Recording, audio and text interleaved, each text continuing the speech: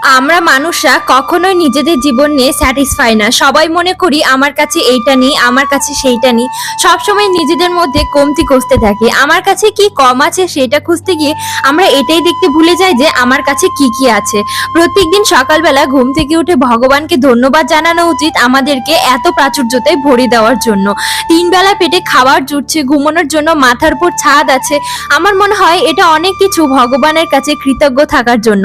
তোমাদের কাছে যদি এই রিজনটাও না থাকে, অ্যাটলিস্ট তোমাদের জীবনে যা কিছু ঘটেছে ভালো হোক বা মন্দ, সেটার জন্য ভগবানকে ধন্যবাদ জানাতে পারো। বিলিভ মি, এটা যদি ডেইলি করতে পারো, তোমরা হতে পারো পৃথিবীর সব থেকে সুখী মানুষ। Always remember, gratitude is riches, complaint is poverty.